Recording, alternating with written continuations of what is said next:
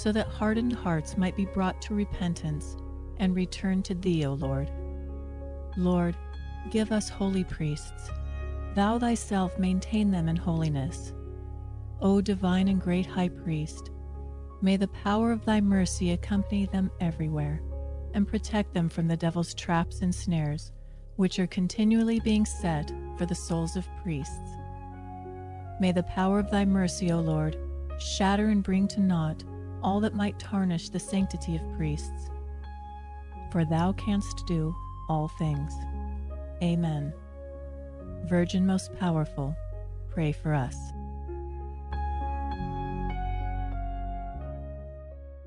The Guadalupe Radio Network, radio for your soul.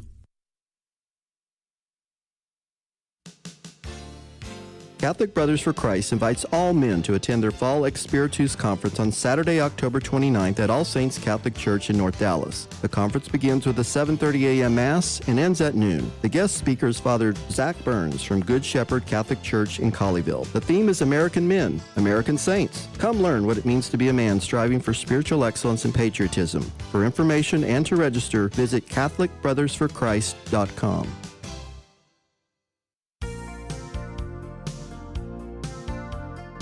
Did you know that any Catholic man can join the Knights of Columbus who is 18 years or older? By joining the largest Catholic organization in the world, you can become a better husband, a better father, a better friend, and an overall better Catholic. All you have to do to join is go to knights.net and click join. That's KNIGHTS.net. This starts your journey as a knight and will give you complete access to all of the fraternal benefits of the Knights of Columbus. Would you like to pray publicly and peacefully for an end to the sin of abortion? Hi, this is Dave Palmer, and I am organizing the Life Chain on Sunday, October 30th in Bedford from 2 to 3:30 p.m. on the corner of Harwood and Central Roads. Please join us, bring the whole family, and be a public witness in support of babies, pregnant mothers, and God's gift of life.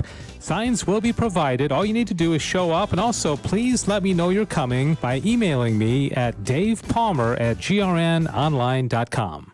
This is Tim Staples of Catholic Answers. I'm excited to let you know that I also teach high school apologetics for homeschoolconnections.com, an online Catholic curriculum provider and a sponsor of this station. There are also recorded independent learning courses at homeschoolconnections.com. Whether you take apologetics with me, literature with Joseph Pierce, or philosophy with Bill Donahue, or any of the other 400-plus courses with homeschoolconnections.com, it's a great way to get Catholic learning for your family.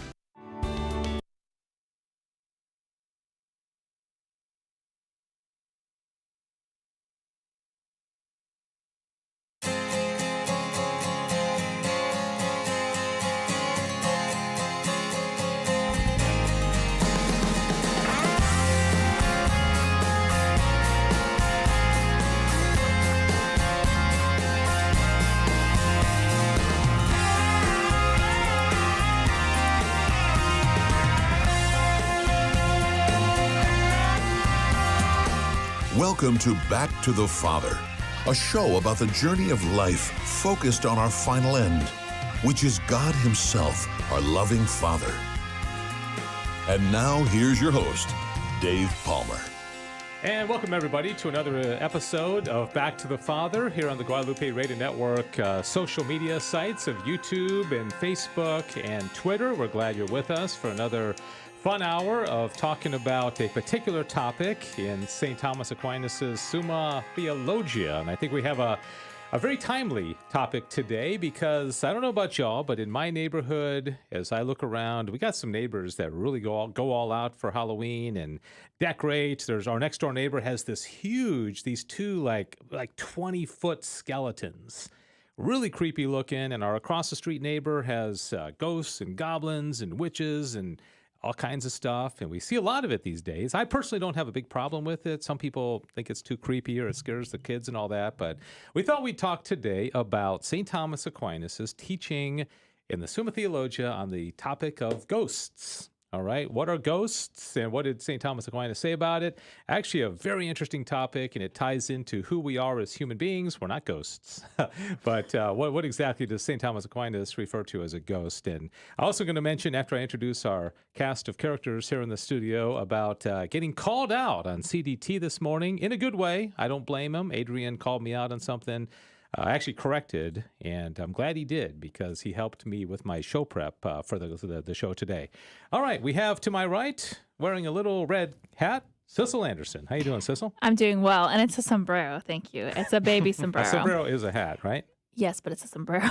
Okay. So, you categorize it properly. You know, Right. it's a hat, but it's also a sombrero. But yes. remind me later on in the show, that's going to be pertinent. I figured it might. Yeah, I figured it might. did? It sounds very No, Aquinas, doesn't it? About right. categorizing things. Exactly. So Especially that's today's why I topic, had to yeah. bring it up. Yeah, so it's my little baby sombrero that I went to a fiesta recently for a charity, and they had these on the table, so naturally I put one on. Naturally. Walked out with it. Kind of not sure if I'm supposed to have taken it, so I might have to return it. But I was like, I have a stolen sombrero now, but it's a cute sombrero. See, now this is where studying the Summa kind of gets me in trouble. Is like when you say I naturally put it on, because nature is a very key word, okay? So I start thinking, is it in our nature to be curious and to put a hat on, okay? Is it in our nature? Okay, I'm not going to go there. But anyway, Another show, another topic. I'm sorry. Don't use philosophical terms. I'm sorry. But anyway, it's good to have you with us, and thank you for the sombrero. And this is William Kirkendall, who has now officially replaced Jonathan von Weber-Hansberg in our picture that we show in our so congratulations for that. Thank you. Yes, I have indeed. You've bumped Jonathan off the thumbnail, I guess you say. Yep. So, all right. So you like the topic today, ghosts? I do. Yeah, I'm excited to talk about it. It's Yeah, a very interesting topic. Been pretty impressed with some of your knowledge about some of these topics. Thank you. So, anyways, you feel like you're pretty equipped on this topic? I mean, do you have background or more to kind of learn what I don't know. How much do you know about ghosts? Let's just say I hope so. And I don't know too much except that they basically just, you see them a lot in the culture. Yeah. They're just out there. People decorate their house with all the creepy stuff, but I don't know too much about like what St. Thomas says on ghosts. Well, so that'll be interesting. Within the next hour, you're going to learn a lot. Oh, yeah. Okay. And on the other side of the glass, we have Diane Xavier. She's our producer. She also takes phone calls. If they do come in, they often don't. 877-757-9424, 877-757-9424. And we love your comments. I see Victor has already commented. Yes. So we're glad. Victor is a true blue participant of this program. So we're glad you're out there, Victor. And anybody else out there, just let us know you're there and where you're from, and we'd love to know that you are watching right now. So, all right, topic, does it of interest to you, Sissel, especially this time of the year, talking about ghosts? Yeah, I think I feel like ghosts is such an interesting topic from multiple different perspectives because there's a lot of people outside of the religious community who have a lot of thoughts and opinions on, and different denominations have different opinions on ghosts and things like that. So I'm very interested to kind of refine my knowledge on it a little bit. Yeah, so let me show you a couple slides, and if you want to kind of, the first slide here, do you see the one for Halloween there? Mm-hmm. Okay, so this is just kind of a setup picture where, this is the time of year, for some reason, for obvious reason, people kind of get a little bit into the macabre, Yeah. And I always get a little frustrated because the only reason we have Halloween is because of All Saints Day, right? All Hallows Eve. Exactly. All Hallows Eve, and it's just it's the eve of the day that most people in the culture ignore, which is a little frustrating. Yeah. But I think it happens on New Year's Day also. Everybody gets all worked up about New Year's Eve, but the only reason clearly we have New Year's Eve is for New Year's Day. But Right. New Year's Day doesn't really get much attention. I mean, Right. what does anybody do on New Year's Day? Yeah, like not much. Just sleep in from the night before, right? Right, exactly. True. Yeah, It's true. So this is kind of, but anyways, it's just kind of what it is. The culture has gone crazy for Halloween. I bet you most people don't even know why Halloween lands where it does every year. Yeah, So- probably. All right. So, anyways, if you're out there, I'm going to show you a couple of creepy pictures. If you're really kind of creeped out by ghosts and goblins, you may want to not watch. But here's a creepy picture of a ghost. Okay, and so what is? I'll throw this out there. Why? And I'll show another one that's even creepier. And there's a couple creepy pictures. So why is it that we get creeped out by ghosts? And what is a ghost from a secular standpoint? A ghost would be basically something that departs a body when it dies, right? When a person dies, whatever departs from it would be the ghost. And since it would be invisible, we have to somehow cloak it with something physical, and that's why people put sheets over them. But really, a ghost would be invisible, right? But Exactly. but you can't. It's hard to portray that in movies. Yeah, you can't demonstrate something that's invisible. Yeah, right? and Victor says it's because they're corporal. The ghosts are. No, they're not corporal. They're not corporal. They're Sorry, that was my brain not reading. I saw it said they're not corporal. They're not corporal. Now let me show you something. Okay, next creepy picture on the next slide is this dude, and he's lying in bed, and presumably he dies, and it kind of you see that picture of like the soul departing from his body, right? And I was thinking about like movies where somebody discovers a corpse. Okay, the ones that come to my mind, and you might think of other ones. Have you ever seen the movie Stand By Me? Nope. River Phoenix. It's actually a good movie. It's about a group of like 11, 12-year-old boys. And I know somebody out there has seen Stand By Me. I like it, and so they come. They're out hanging out one day, and they find a body, a corpse, right? And of course they're freaked out and they don't know what to do, and so they go back, and then the whole plan is they want to go back to find this corpse because I guess only a couple of them saw it the first time, and the whole movie is based on these boys finding a human corpse, right? And the fascination with it. Okay, right. The other one that came out recently was where the crawdads sing. And Also did not see that. didn't see that one either. Okay, Yeah. and I feel like there's a lot that of- also was based on somebody back in the woods finding a corpse. Okay, so now the next picture I'll show you is a dead bird. Okay. So what if what if these little boys in Stand By Me came across a dead bird, a dead squirrel, a dead deer? Do you think they would make a whole movie about the fascination of these boys, going back to the place where they found a corpse?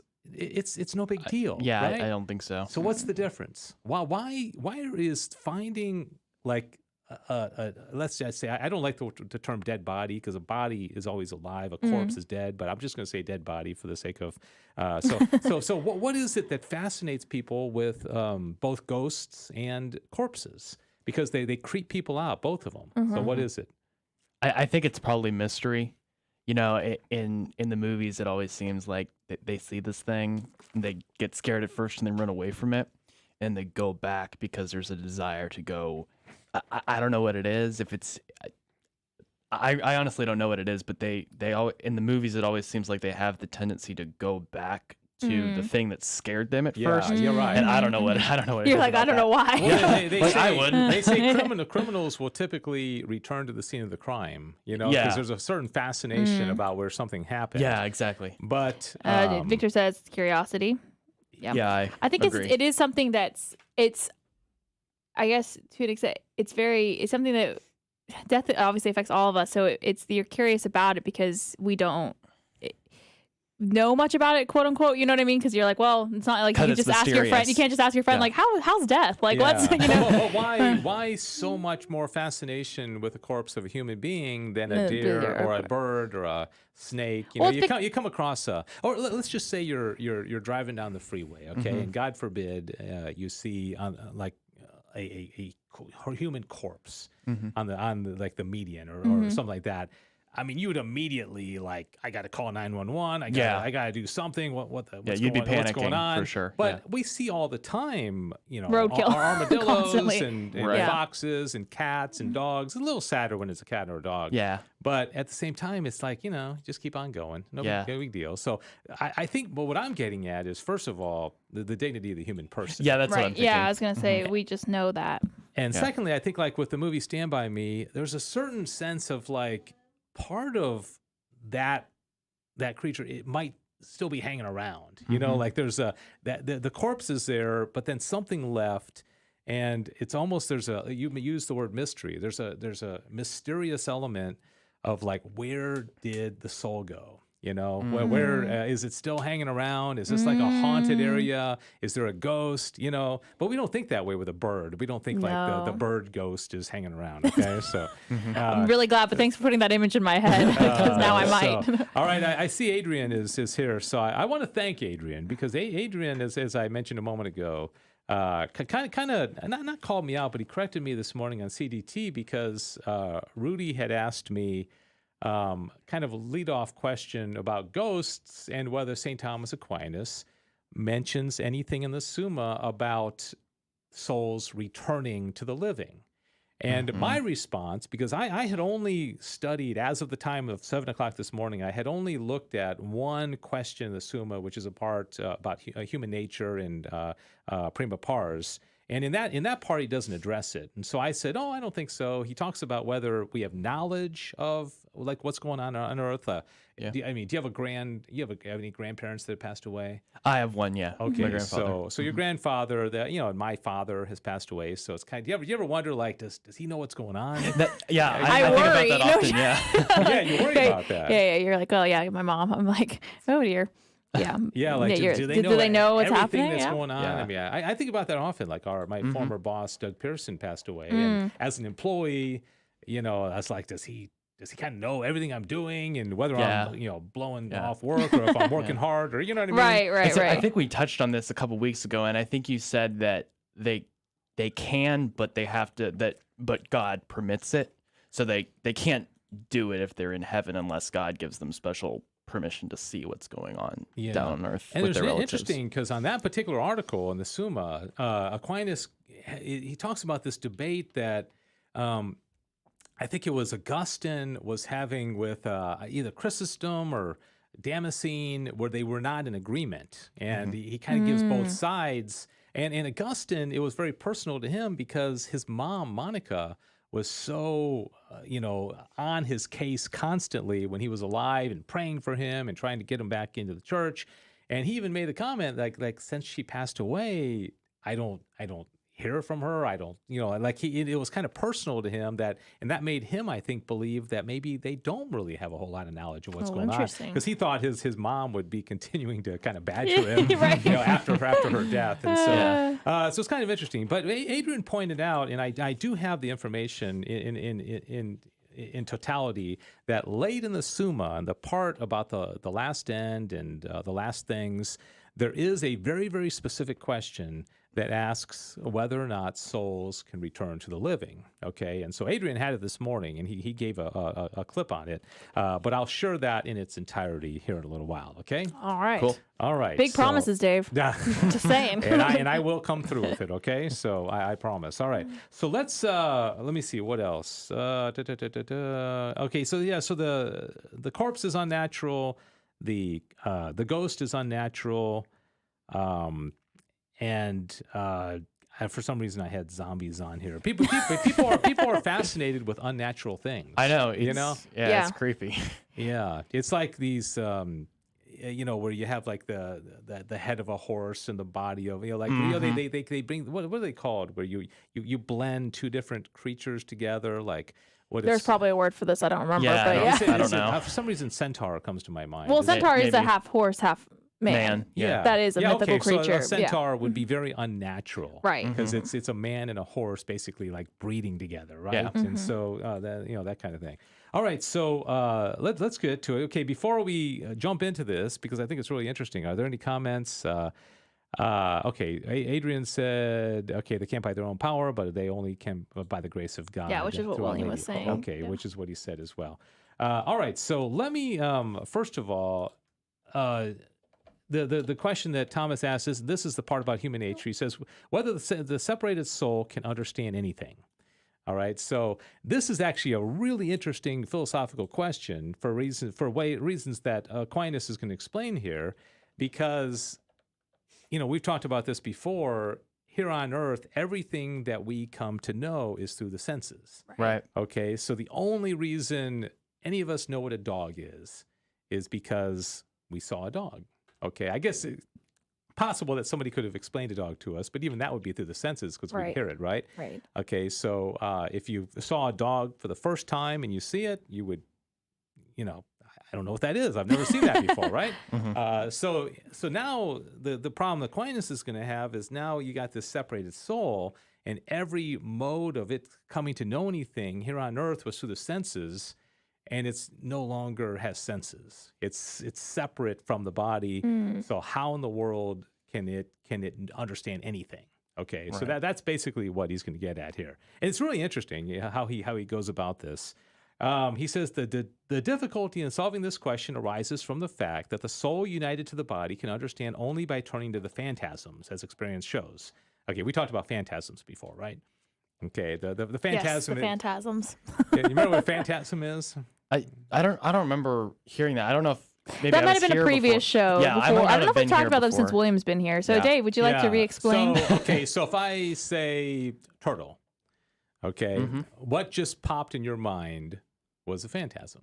Okay, so you've got this image that is kind of separate from matter of what a turtle is, right? Because you probably thought of a shell, you thought of 4 legs and a head and a little tail or something like that, right? Victor says turkey because turkeyness is normally what we use. Turkey. You would always see the turkeyness. That goes back. Turkeyness, right? So, what happens if you like something that's not actually a turtle pops into your head? so I say turtle and you think of a refrigerator? No, not. I referred. So like for me, the first thing I thought of, and I started smiling because I thought of my best friend because she calls herself an awkward turtle.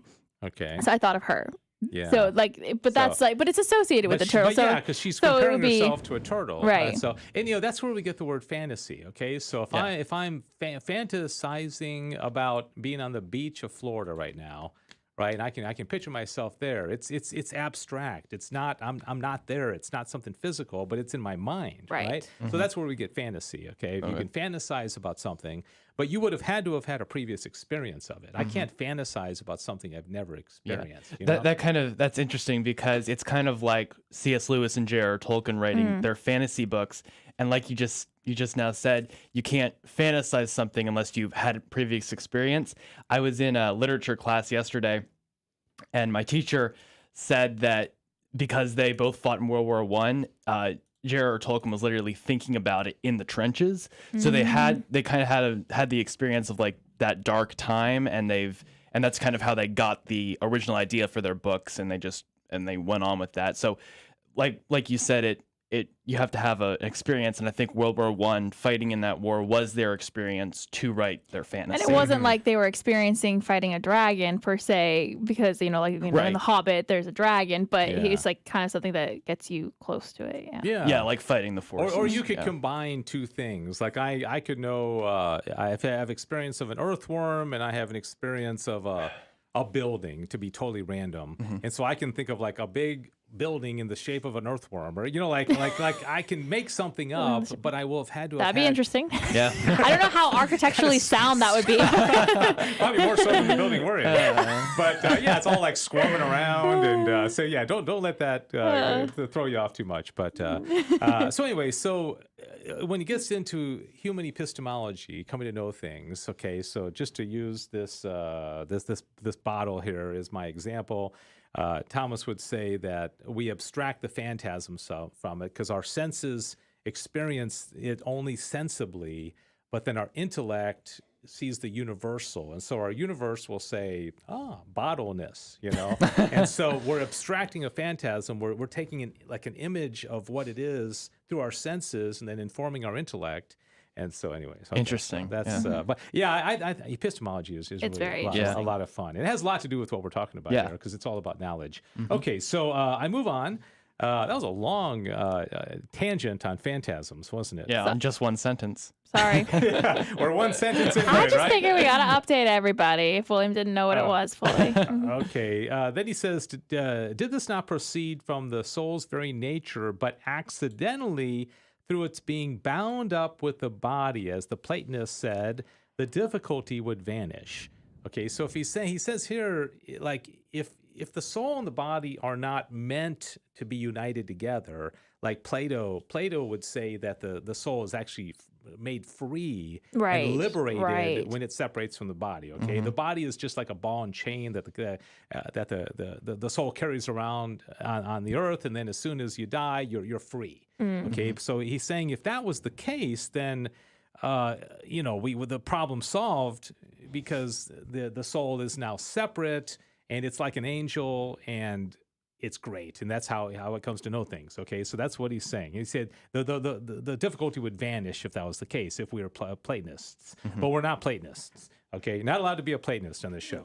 Okay, for in that case, when the body was once removed, the soul would at once return to its own nature and would understand intelligible things simply without turning to phantasms, as is exemplified in the case of other separate substances. So what we're saying is that from what Plato is saying is right. You're saying that when you separated, you'd still be able to learn things, but just in a different way, not having to do with the body. Yeah, well, I mean, Plato would say that the natural, like the ideal... That's where we should be. The ideal is to be separate. Gotcha. And while we're here on Earth, it's almost like we're being like punished with this body. Got it. The body's weighing us down. Yeah, the body is weighing us down. We got to lug this body around for 60, 70, 80 years, and then we die, and boom, we're free. And so that clearly is not what Aristotle taught, and not what any Christian tradition has taught, because we say that the body is good, the body is necessary. We have a resurrection of the body at the end of time, right? So why would the body resurrect?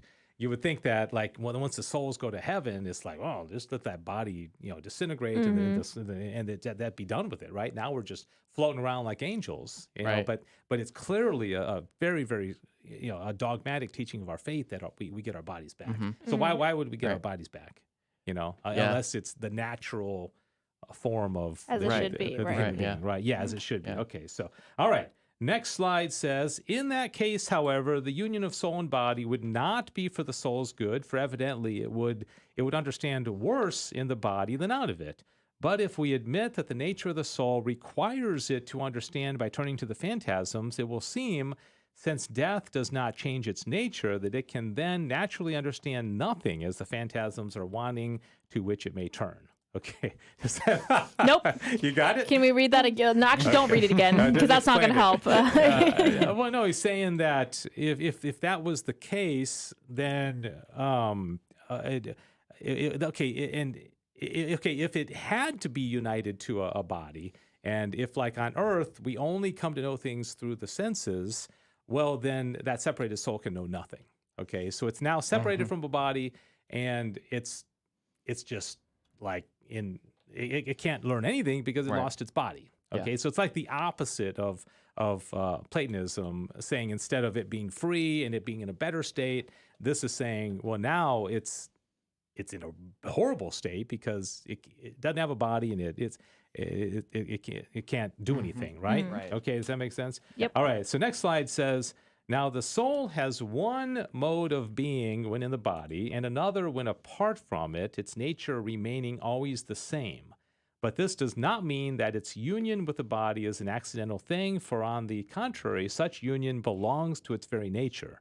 The soul, therefore, when united to the body, consistently with that mode of existence, has a mode of understanding by turning to corporeal phantasms, which are incorporeal organs. Okay, so here he's saying, he's making kind of a compromise and saying, okay, when down here on Earth, we've got the soul, we got the body, everything that we know is through the body, through the senses, but clearly when the soul departs from the body, then it has another mode of coming to know things. It becomes like an angel, all right? So he's saying somehow once it departs from the body, it no longer needs the body temporarily until it gets united again with the body. Got okay, it. does that make sense? All right. All right. How's everybody out in social media land? Is this making sense?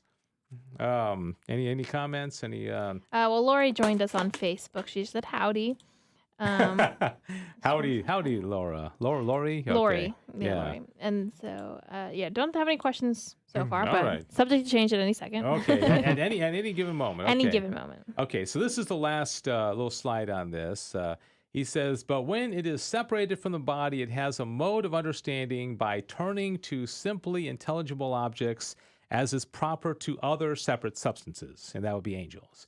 Hence, it is as natural for the soul to understand by turning to the phantasms as it is for it to be joined to the body, but to be separated from the body, it is not in accordance with its nature, and likewise, to understand without turning to a phantasm is not natural to it, and hence it is united to the body in order that it may have an existence and an operation suitable to its nature.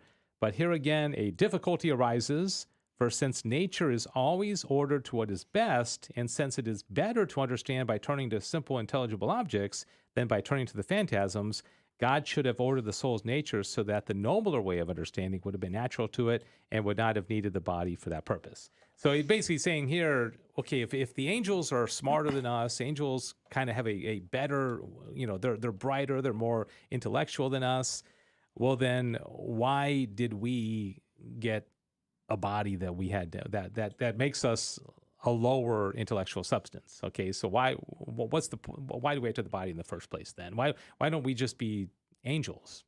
What's the point? What's the point? It's a great question. Like how you looked at me like I was going to magically come up with that exact answer. And the bad part is he this is all one article, and he goes on and explains it, but I think we've heard enough of this, and he explains it in such a way of, and it actually was kind of complicated. I don't know if anybody out there has studied this question, or I know Adrian probably has, but he talks about how the light, the divine light of God, like God, and this is where your hat comes in.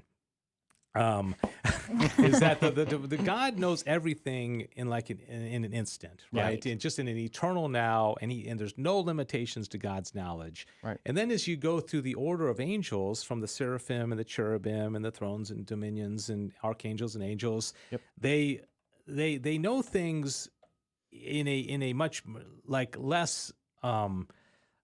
It's a more complicated way of knowing things, and that's where the category of hat is more universal than sombreros. Mm-hmm. Okay, so because a sombrero falls under a hat, but hat is more universal, right? Right. Just like snake and cat and dolphin are all animals, but there's a category called animals that's much more broad, right? So the higher angels would know things through fewer species. Mm-hmm. Like they would have a knowledge of animals that would encompass everything, whereas maybe a lower angel would have to know things more particularly.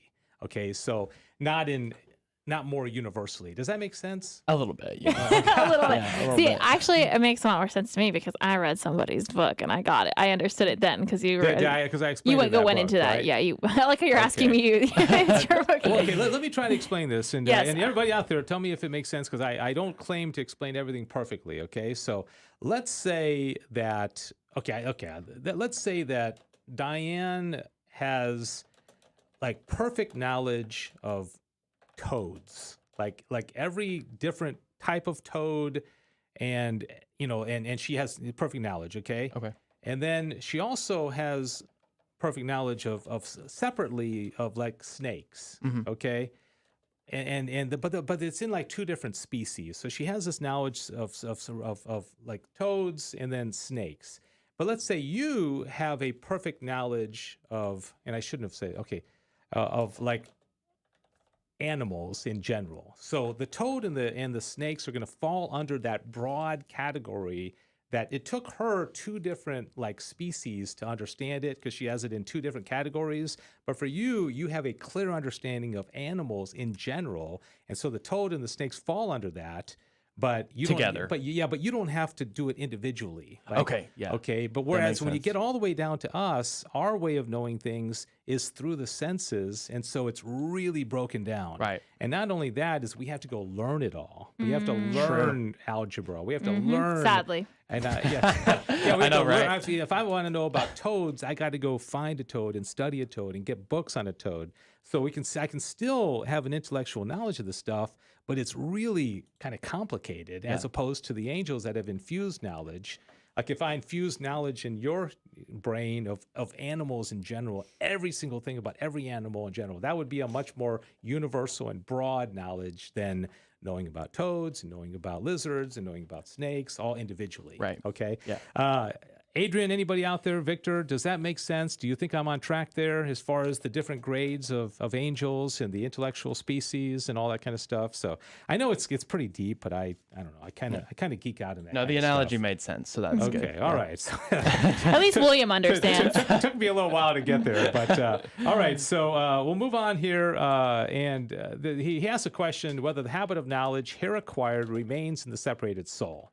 Okay, and again, this is where like everything that we've learned here on Earth. If I died right now, will my separated soul remember, how to do math or how to like what I knew about the Summa? Will my separated soul know, even though like my brain is not interesting, because my brain isn't in my separated soul, and so you're saying will yes. retain everything? So like the most brilliant person on earth remember everything that they learned. Yeah. Oh.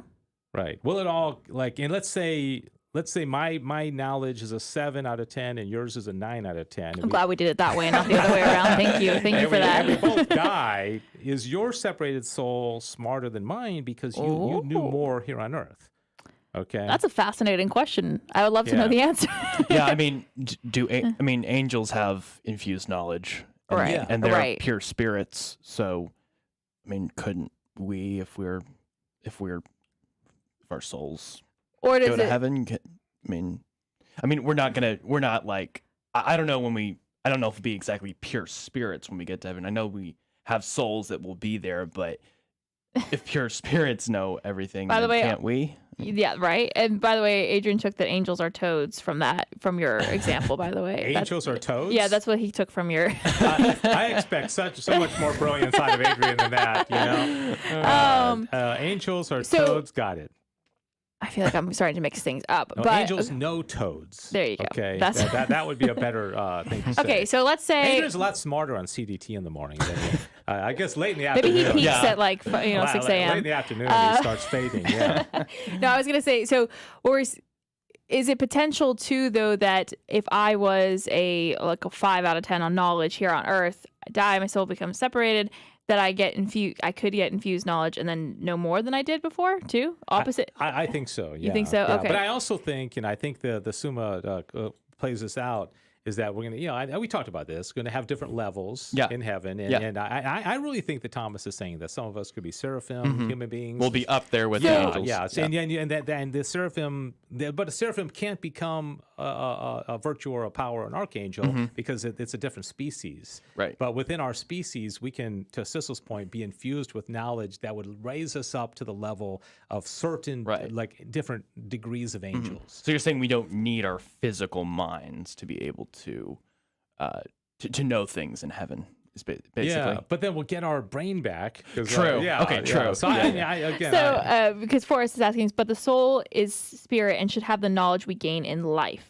Is that? Are you saying yes? It should. But let's say that I learned algebra on a 6 out of 10 basis here on Earth, and then I die, and God infuses algebra at a 10. So who cares what I learned?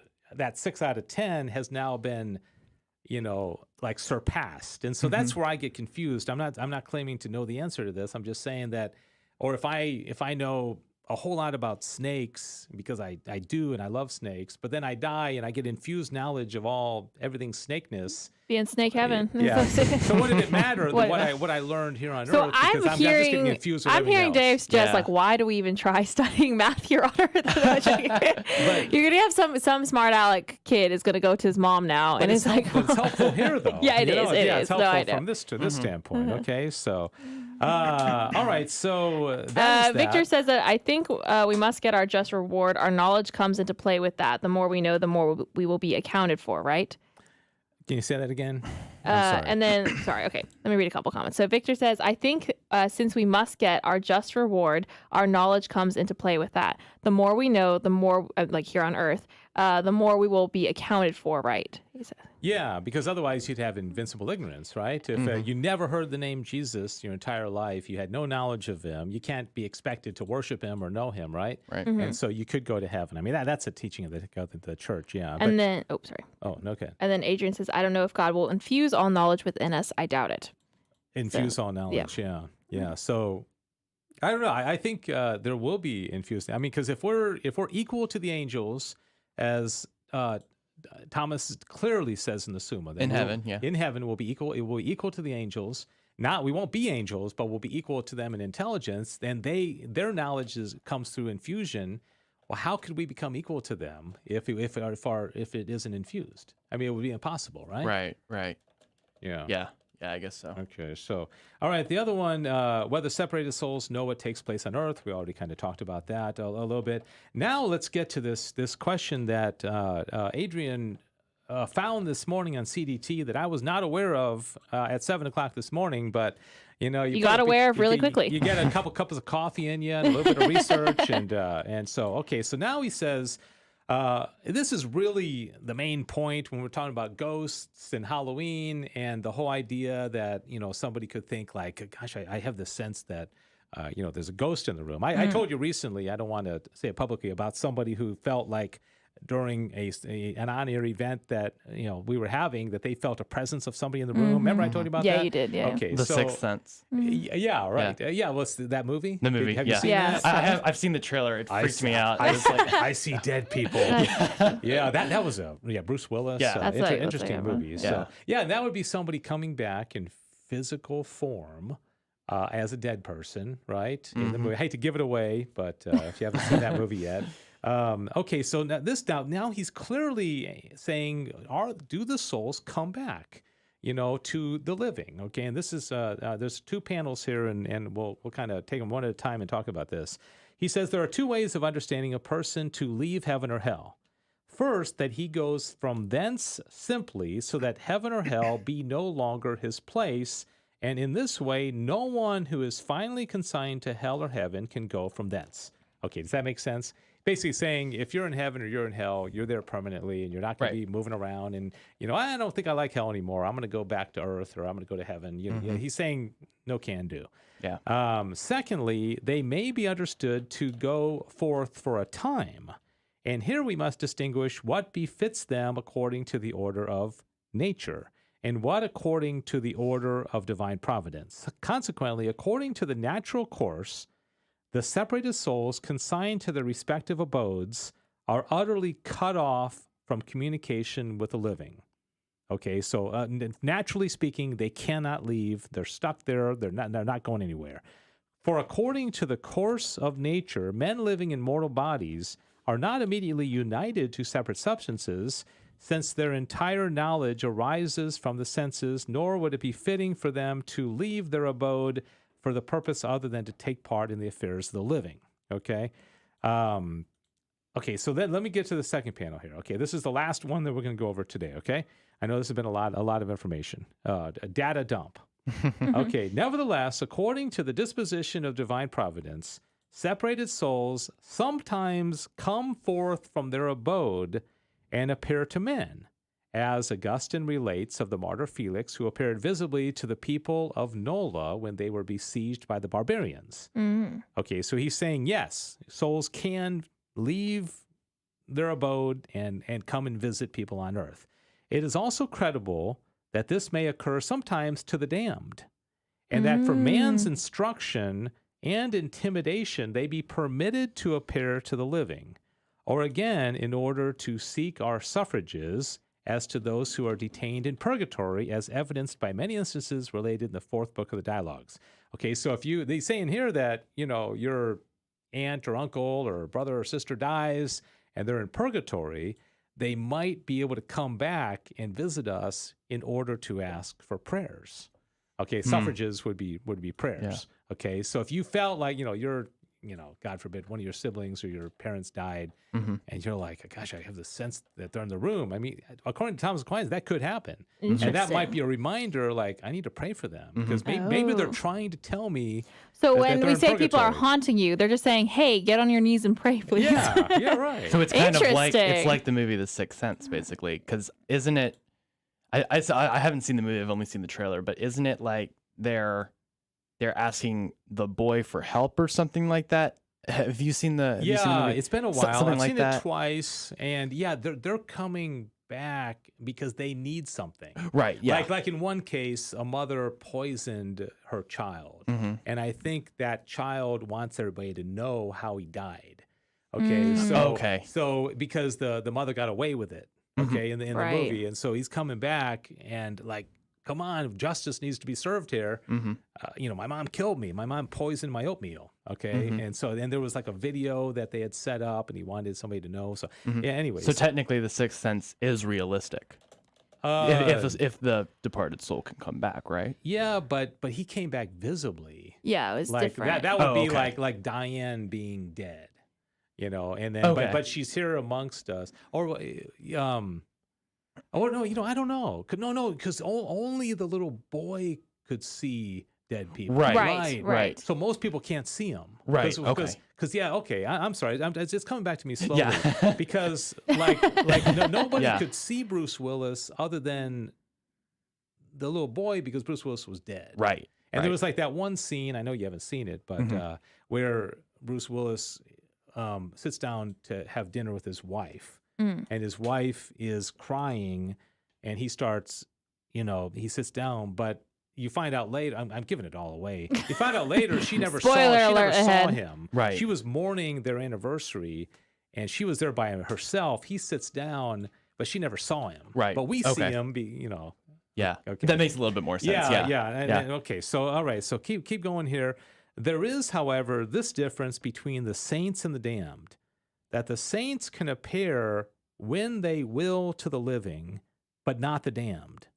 For even as the saints, while living in the flesh, are able by the gifts of gratuitous grace to heal and work wonders, which can only be done miraculously by the divine power, and cannot be done by those who lack this gift, so it is not unfitting for the souls of the saints to be endowed with a power in virtue of their glory, so that they are able to appear wondrously to the living when they will, whether others are unable to do so unless they be sometimes permitted. Okay, so do you get that? Nope. Say again, please. No. Basically, they get permission, right? Well, he's saying that the saints have the benefit of being able to go when they want. Oh. Okay, so I think that's what he's saying. Okay. Because I think. Is that saying that the people in purgatory then? Well, they're not. Well, I don't know. I mean, because somebody in purgatory is not a saint, right? But I mean, but that's what he's saying. And he's saying it is not unfitting for the souls of the saints to be endowed with a power in virtue of their glory, so that they are able to appear wondrously to the living when they will. Okay, so when they want to. Because it's like if I'm given the gift of healing, all right, so I can heal because God has given me that gift, all right. If you have the gift of prophecy or you have the gift of teaching, right, you've been given that gift. So I think what Thomas is saying is that these saints are given the gift by God to go when they want and visit the living. So why does St. Monica not visit Augustine? Yeah. That's interesting. So it looked like there's a lot of I have a couple. through. Yeah, let me catch us up here. Victor asked an interesting question because he talked about, coming back to like say, hey, remind you feel presence to pray for me or something like that. He goes, is it only prayers or could it be duties that they did not fulfill? Example, if they owed $1,000 to somebody. They come back to pay you? Come back. Yeah, I guess, and just like kind of remind you or something like that. I don't know.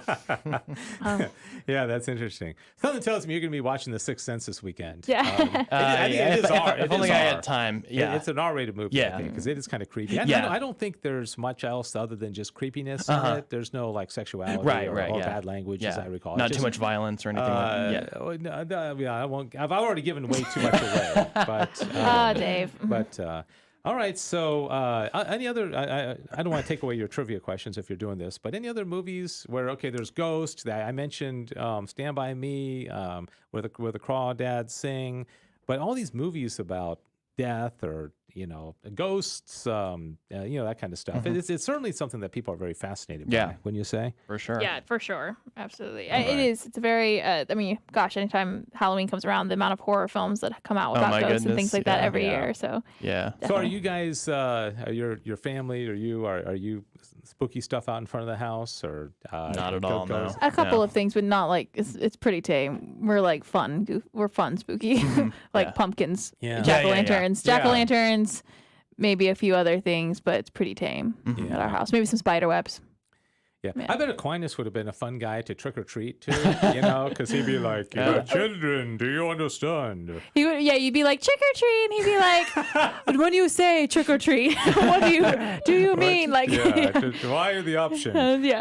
Or he might like give them each like one of his treatises instead of candy. You know? I did trunk or treat at my parish last night, and my sister and I did a Sacred Heart themed trunk, and we were giving out images of the Sacred Heart of Jesus and crayons along with candy and little Sacred Heart chocolates. Did they appreciate the religious stuff? I think most of the kids liked the coloring sheet and getting the crayons, so they might have been more excited about the crayons, but you don't know how, not all these kids were from the parish, so it's always good. Hey, they have a little image of the Sacred Heart of Jesus now. So. Did you ever go trick-or-treating in the neighborhood? No, we never have. Our parents aren't really into the whole Halloween thing. The Halloween thing. Yeah. I think this year we did this last year too, but I think we're going to our parish at Mater Dei to do the All Saints Day party on All Hallows Eve. So we give kids the candy, but we dress up as saints instead. Yeah, that's what they did. This was parish last night. Cool. All right. Well, it's 13 minutes before the hour, and so Dave, one more thing. So basically, ghosts do exist. He wants it. He wants it. He wants a thesis statement of the show. Is that the claim that ghosts do exist? Well, yeah. I mean, if you understand ghosts as being separated souls, sure. Okay, that's fine. I thought there was supposed to be some big surprise in this show. And maybe it just hasn't happened yet. Okay. Just move forward, Dave. Move forward. When William said, "Now, Dave," I was like, "Okay, here it is." The ghost comes. That's when we drop the sheet from the ceiling, and Dave becomes the ghost. Yes. How many people know about this surprise? Just William and I. Just you? Okay. So like Adrian's not in on it or anything? No. Okay. I thought. Okay. All right. Well, is it time to transition? I hate the word transition in our culture today. Well, now it's bad. Yeah. But it's like, it's that time of the show where we give Dave Suma to think about, and he gives it right back. Is that the surprise? Well, look at your screen, Dave. Look at your screen. Okay, wait, hold on. That was a little bit of a disaster, a train wreck. Dave Suma. Oh, look at that. Okay. So it's a graphic. Yes. Oh, okay. I told you it wasn't that big of a deal. But I think I stressed Dave out by telling him there was a surprise. No, and I wasn't even looking at the screen. So. Yeah, he wasn't. Okay. That was awesome. And William and I spent a lot of hours practicing that. That's fine. Okay, so it looks like Adrian has weighed in on some of this stuff.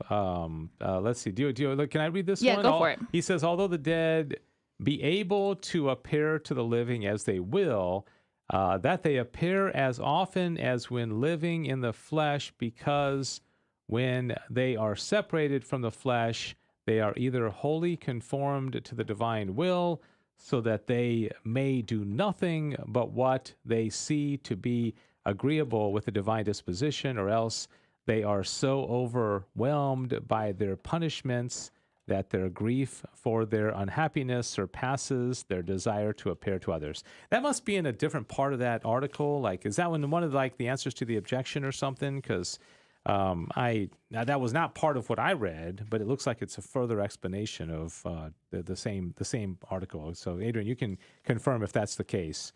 All right.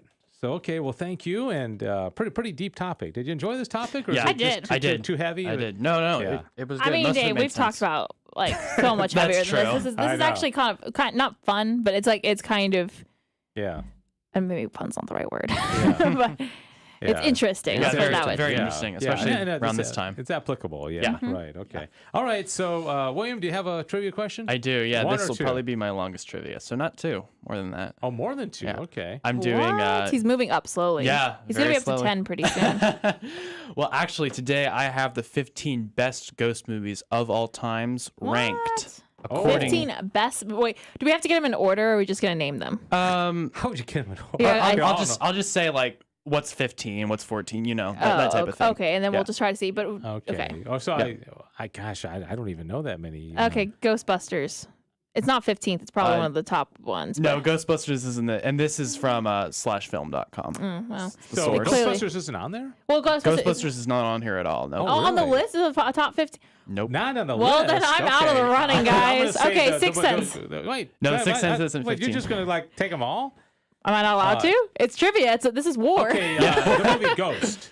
But with, Ghost Patrick is Swayze. Nope. It's not here. What? Nope, it wasn't on the What list. was this from, like 1932 or something? I have no idea what the date was, but /film.com. Slash film, you are inaccurate. Poltergeist? Yeah. Nope. It's not on the list. So there's 15 and we can't think of We it. haven't even gotten 15. one. Is anybody guessing? Does anyone have any ideas here? Because we're out. The 16th Sense is on here, but it's Sixth not Sense. number 15. Okay. We're not, 15 to 1. We're not going to be able to get them like in order. You don't think just so? have to You don't tell think us so? if it's on the list. Okay, cool. So, All right, go ahead. All right, that case is Ghostbusters on the list then. Ghostbusters is not on the list. Nope. Gosh dang it. Okay. Yeah, that's a Poltergeist is what we're getting, and Ghost Ship are some ones from the audience. Ghost Ship and Poltergeist. Ghost Oh, Ship. how And about, Ghosts how about from- how about the Christmas Story? No. it's not Because on here. remember the guy from Christmas Past? Remember he You mean A visits? Christmas Carol? Yeah, Christmas. Oh, Carol. that one. Yeah, that's on the That's list. not on there. No, it's not. Yeah. Lori Ackman is Lori Powell on Facebook is saying Thin Man, which I've seen all the Thin Man series. I'm not sure which ghost she's thinking Thin of. Man, that's creepy. The Thin Man? Yeah, isn't that though? The big. We're thinking of two. I'm thinking of a Yeah. 1930s film, Okay. like detective No, film series. there's something creepy. This little. How Thin about Man The is. Shining? What about Scrooge? Another one from Lori. The Shining. Are you None of sure these this are is on a- here. okay, Carrie. No, Carrie Carrie? wasn't a ghost. I know that's Adrian just said it. I'm passing it along. Do you have something to say, Yeah. Manny? Because we're struggling. Ghost films. movies. Top 15 ghost films. The Changeling. The chain. Exorcist. That's on here. Yeah, you got it. Changeling. Oh, okay. Oh, Man. Wow, Manny. I got also Ghost Story. It said Ghostbusters wasn't on there. Oh, really? Movies about ghosts and Ghostbusters wasn't on there. Ghostbusters not on the top 15. No. Story from the 80s. The Conjuring. The Conjuring. Let's see. Yeah, Adrian's like, I'm thinking more horror films. That's too. It's easy to get those confused sometimes. The horror and the ghost. Yeah, somebody said Jaws. Hey, Jaws. Jaws wasn't a ghost. The ghost shark. Don't you know? Casper. Casper. Yeah, Casper's number 15. Hold on. The Casper Casper's the on, Friendly Ghost? but not the Ghostbusters. Casper's number 15, but not Ghostbusters. Okay, I am confusion right now. Can you give us a few of them? Just Sure, so yeah, we we- kind of yeah. see where they're going with this. Yeah. So, like from 15 to just Yeah, give you first Yeah, couple. list them all. I'm curious. All right, cool. Number 15 is Casper. Number 14, The Haunting. Number 13, Jew on the Grudge. Number 12, Coaden. Number 11, Stir of Echoes. The These next are like indie films or something. yeah. The next one is the Changeling. Manny got that one. The next one's 13 Ghosts. Okay. The next one's The Devil's Backbone. Hasu. I don't know if I'm pronouncing that right. The Frighteners. The Others. The 16th Sense. I think you guys got that The one. Sixth Sense. Or sorry, The 16th Sense. I put the 16th. It's either the 6th or the Yes. 16th. I have no Yeah, idea. no. The next one, A Tale of Two Sisters, Lake Mungo, and Poltergeist. Poltergeist. Yeah. Poltergeist Yeah, is we on said there. that one. We did. Okay. We got that Yeah, one. that was number one. That was number one. Yeah, see, that was the On the kind of list. a really. They do the indie movies. That's what Yeah, I say. Yeah, yeah. the- This is kind of like Adrian's nerd- claiming that they're not real movies. I think they are, but like they, I mean, it's just some- these some are of- probably the most. They're probably the best made ghost films, but they probably are not the Yeah. ones that people know. You know, Probably. But Yeah. when Yeah. Ghostbusters wasn't on there, I knew that this was not like a popular. You're like, this not by list is popular messed ranking, up. but by like probably art form. Because have you seen or heard of Ghostbusters? I've heard of them. Yeah, Yeah, I think I've seen the These trailer. three guys, But basically, their company is they go out and they hunt Yes, down ghosts. yes. Well, and- you know, it's okay. We got a couple. yeah. I think we can walk 2 away. or 3. But Yes. All right. Well, thank you, William. Yeah, you bet. So I was getting some slack for always doing basically using like lists like you do and doing the pop culture stuff. And so I thought about it really long and hard this morning about how I wanted to be different. I didn't want to just do what you all expect me to do. And after Right. thinking about it long and hard, I decided that was too much effort. So I'm just going to stick with what I do. So why are you telling us this? So actually, I did change it up a little bit. Have you all ever heard of the game Buzzword? I have now. Okay, I just well, did you did. about It's one 5 of- seconds ago. It's one of my favorite games, and it's kind of a game of idioms. And you're given a buzzword. In this case, it will be ghost. And then I give you clues to come up with something either in pop culture or a phrase or a saying or just, kind of like a noun that has that word in it. Okay. So the answer has to have ghost in it. And it's just going to be kind of a hodgepodge of different things. It's like songs, movies. So ghost is in the answer. In the answer. I have 5 of them. And some of these are like really, really easy. Some of them are a little bit harder. So it's going to be first come, First come, first serve. first come, first serve. All right. Is everyone ready? I was born ready, yeah. We'll start really, really easy. Who are you going to call? Ghostbusters. Okay. Happy little cartoon character opposite of what he is. Friendly ghost. I don't know if that was English entirely, but okay. Okay. And then when someone suddenly stops all communication with you with no Ghosting. notice. Yes, ghosting. Wow. Sorry. I'm sorry, Have you heard that William. expression? What? Have you heard of ghosting? I haven't heard that expression. No. He's clearly never been ghosted. No. That's a good thing, It's you know? a relatively new term. Yeah, it's Okay. good. I wonder back in the day, like you just stopped writing letters to someone. I was ghosted by them, but of course you wouldn't know because it took months for like letters to arrive. And on Jeff's show today, they were talking about that's Tori right. and her husband. She how kinda ghosted him, didn't she? She ghosted him for like 3 months. He texted her and I'm not going to say that this is like to anyone out there who's single. I don't know if that's a great strategy per se. I mean, it worked for her. She ended up marrying the guy, but like to ghost somebody. Yeah, to ghost But somebody. she clearly wasn't interested at the time. no, I mean, no, yeah. Yeah, I don't think she was like, I'm I'm not a fan. Aside. I'm not a fan of ghosting. I'd rather just be forward and say, no, I'm not interested. Yeah. Just as an FYI. All right, little dating advice from Cisco. Yeah, because I have a lot of that. And then someone who does not get the credit, but does the work of authoring something. Oh, a ghostwriter. Yeah. All right. This is probably the only one that's the hardest. So maybe, I don't know, maybe you'll get it, William. Maybe. A hymn written by Rabanus Maurus in the 7th century. Oh, whoa. This is sounds like an Adrian thing. Then I want to know if anyone knows this one. Wait, it's a hymn. The author's probably not going to help you. So I'm it's blanking. a hymn. It's a pretty popular. I did a very quick search because I'm familiar with this hymn, but I do sometimes get mixed up if this was more of a Protestant hymn or more of a Catholic hymn. Well, no, it wouldn't be because it was in the 7th century. It's a Catholic hymn. Okay. So a Catholic hymn that we sing. I think I've heard it in my church at least. I'm pretty sure in the last few years. Adrian has no idea. Oh no. Be thou my ghost. No, that's a good guess though. But no, that's not the one. It's Okay. anyone? Haven't you ever Be Thou My Vision? Yes. All I did was take Vision out and put Ghost in. Oh, I'm sorry. Well, that's what I was like, that didn't sound Be right. thou my ghost. Okay. You know what? All right. No, it's come Holy Ghost, Creator bless. Come Holy Ghost. Creator See, I knew you all would know it. Does everyone remember that one? I do. Okay. Oh, Mary got it on YouTube. Mary got it right when we started talking about it. Good job, Mary. Mary, you are the bomb. Yeah, you win this one. Well, sorry, William. I tried. Oh, so is that it? But by the way, Forrest says that I'm still unique in my question, so thank you. Okay. I don't want to so, fall into a rut ever. All right. I went a very, very, very different direction. Oh, who could have Okay? seen that coming? Okay. And what I did was I took the word ghosts, with plural, and I took the first letter of each. Well, I took each of those letters. There's 6 of them in the word ghosts, and I found an animal that starts with that letter. And remember, I was talking earlier about universal and Oh individual my and all goodness! that? Talk about trying to drag the theme in just. I know. So what I'm going to ask you is how many species of each of these animals exists? Okay. Wait, do we have to guess what the animal to it? No. I'm going to tell you the animal. Is the first one goat? Yes. Yeah. I was going to guess Can I get- goose. Okay, well, Can I get a bonus point? That can be another part of it. Is that you You do guess guess. which animal? Okay, so now that Sissel just got one So point. can I guess? Is it goat, horse, otter? Wait, hold on, one at a time, okay? So now, okay. I just want to win. So what I really was getting at is how many species of goats Oh, goodness exist? gracious. And if you wanna, and this is actually okay. So I'm going to say Victor's saying 200. Okay, I'm going to so- say 130. Okay, and out there in social media land, you can win. Okay, how many species of goats? You don't are win there? anything. You just win. Yeah. you So, can't so win. what did you say? I said 130. Okay, I'm going to go with, It could be way less. I don't know. I'm so confused. I'm going to say 110.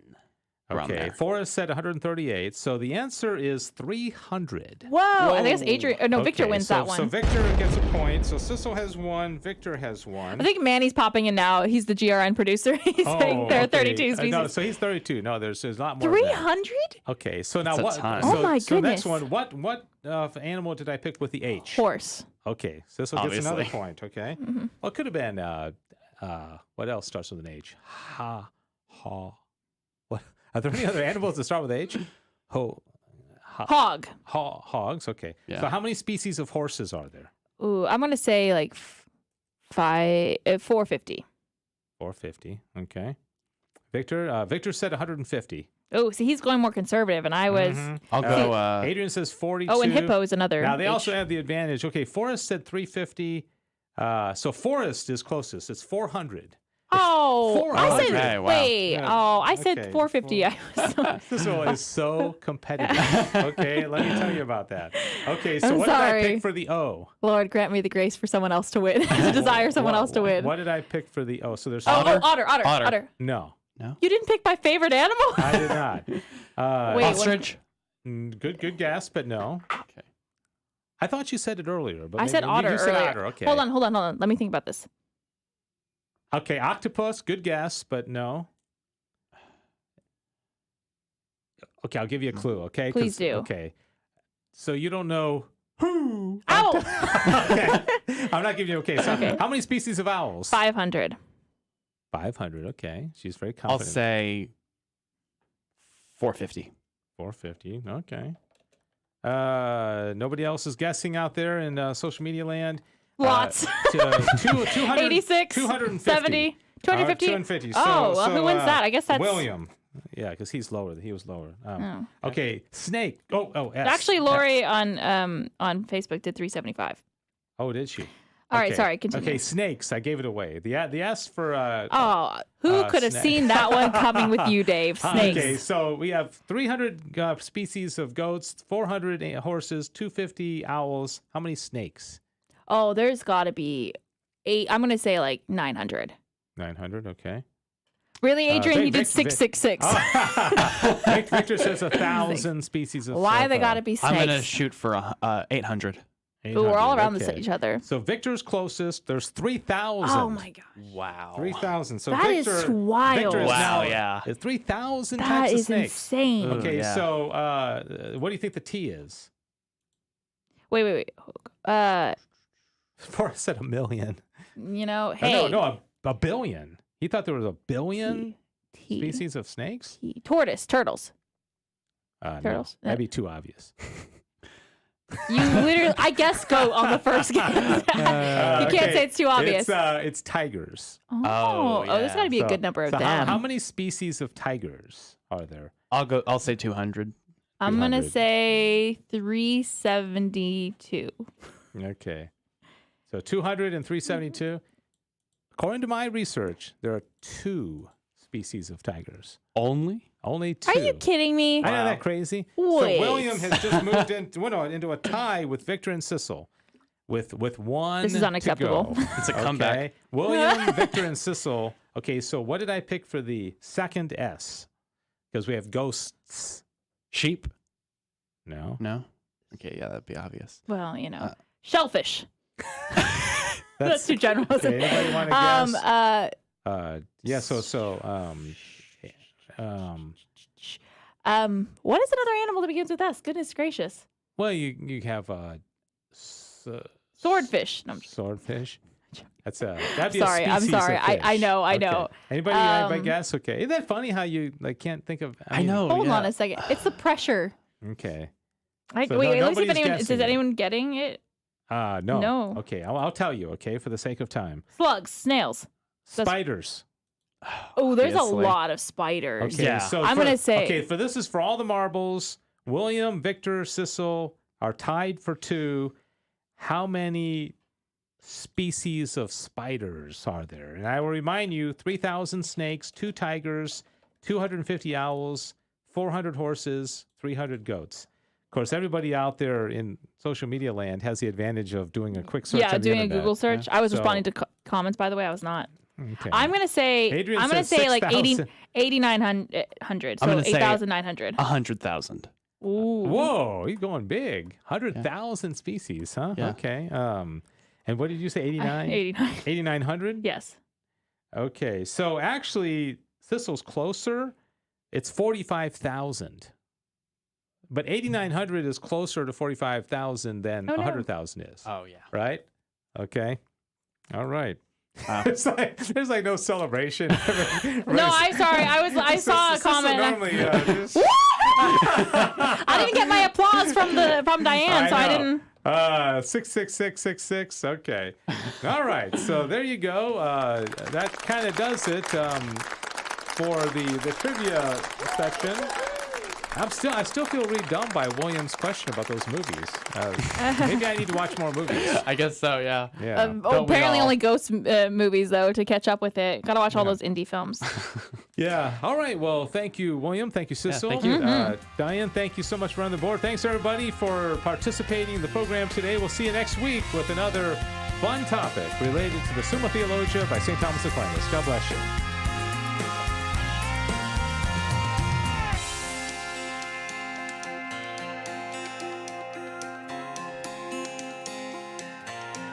Thanks for joining us for Back to the Father. And don't forget, the glory of God is the human person fully alive. If you have comments about the show, email Dave Palmer at grnonline.com.